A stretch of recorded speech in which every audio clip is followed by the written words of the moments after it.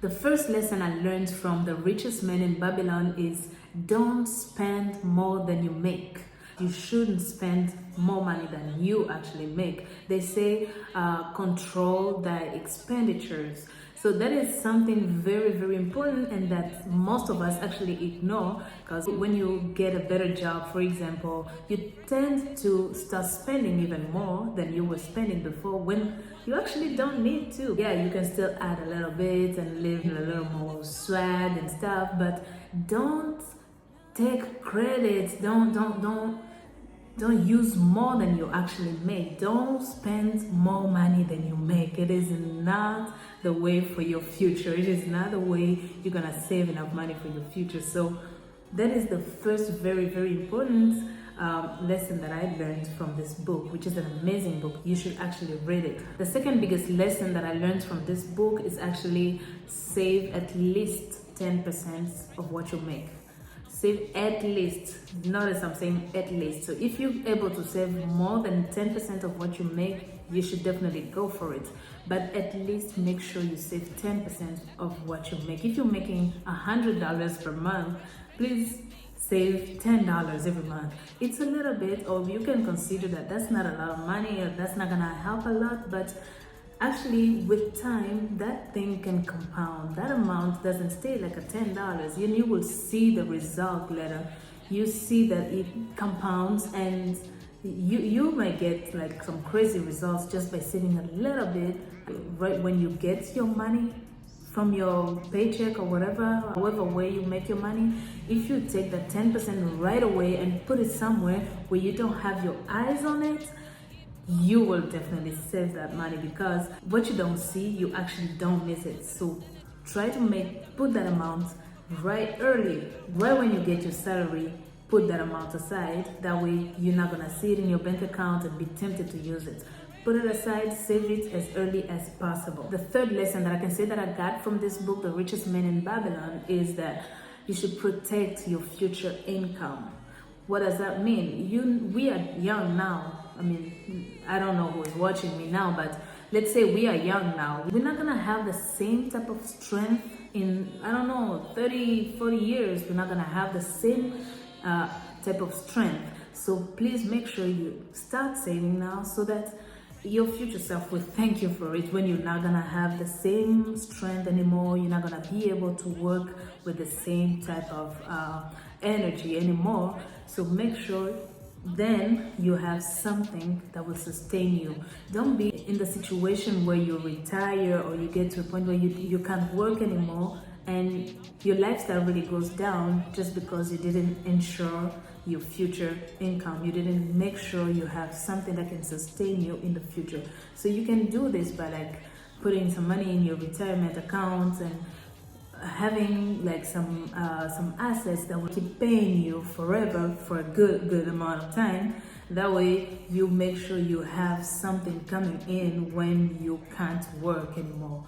Alright, so that is a very, very big lesson to take from this book, which you definitely should read. And I'm probably gonna put a link in the description, so if you want to buy the book on Amazon or whatever, you can go and look for it, because that's an amazing book to read. So the fourth lesson that I took from this amazing book, I can say, is make your money work for you. Make your money work for you. That is extremely important. We only have so much time in a day. For example, we have so much time. We all have 24 hours in a day. So if you only counting on the amount of time that you can actively be working to make money, there's a limit of the amount of money that you can actually make in one day, because you have to sleep, you have to work a certain number of hours only, and even if you work 23 hours out of 24 hours, it's still limited. But if you take that money that you're making and use it by buying assets, that would actually be the best way to make sure your money is working for you. Make sure you keep investing in assets. I'm insisting on the word asset, because most times when we make money, we just think of buying liabilities. We just think of buying, a flashy car, moving into a new apartment, moving into, doing some crazy, flexing a little bit, buy some new clothes, buy some crazy shit, but try to get something out of that amount of money you're making to invest in some assets that will keep bringing you some income even if you're not working. So even when you're not working, even if you're sleeping, there's some cash that's coming in. I don't think that someone will hate to have some cash coming in when you're sleeping. So that is very important. Make sure you buy some assets and not only liabilities. The fifth lesson I took from this book is surround yourself with winners. Surround yourself with winners. We know there's this saying that's always there where we say, tell me who you spend your time with and I will tell you your future, or I will tell who you are. That is actually kind of true, because if you only spend your time with losers, believe me, you're gonna end up being a loser. If you only spend time with people who are broke, you're gonna be the average of the 5 people that you surround yourself with. So try and spend as much time with winners so that you can get into their mindset, you can get into their way of thinking that can inspire you.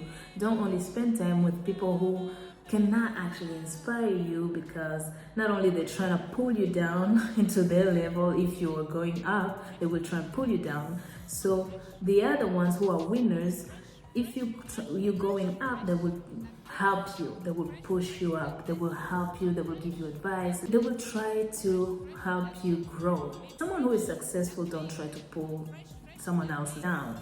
Someone who's successful tries to pull more people up. So surround yourself with people who are succeeding or who are like-minded, so that you will have the same inspiration. You guys will inspire each other, and that is something that we most lack when we are in the working environment, where everyone is getting their paycheck and go spend it and spend it.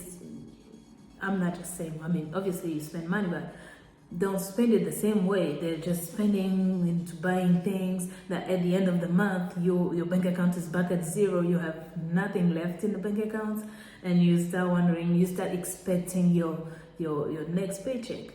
Where when you're surrounding yourself with people who know how to save, who have the same mindset, they want to grow, they want a better future, they're thinking of their retirement, they're thinking of their family and everything. That is the mindset you want to keep. That's the mindset you want to keep close to you. If you're only surrounding yourself by losers, I'm sorry, you're going to end up like that. The most important lesson that I got from this book, I left it for last, but this is it. The 6th is invest in yourself. Invest in yourself. I'm repeating myself. Invest in yourself. That is the most important thing ever, because the more you know, the better you can do. I'm talking about investing in yourself. I'm meaning read tons of books. Try to increase your skills. Try to increase your knowledge about pretty much everything. Increase your knowledge about finances. Increase your knowledge about the world surrounding you. Travel. When you spend like 8 hours in a plane, for example, from wherever you were to somewhere, you see how different the world is. You see how different cultures can be, how different things can be all over the world.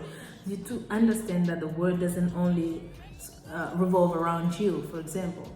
So you do develop, your mindsets start opening, your mind, your brain, everything start opening to new possibilities. Read as many books as you can. For me, that is the best. That is amazing how many things you can learn from books. Read as many books as you can. Invest in your skills. Develop new skills. Invest in developing the skills that you already have, and being the best in those skills. That's very, very important. So those are the 6 biggest lessons that I learned from The Richest Man in Babylon, and I really hope that giving you this little summary of this book can actually bring you to either read the book itself, or at least try to start using these little lessons, implementing them into your life, so that you can change your mindset, so that you can actually aim for a better future. So, peace out.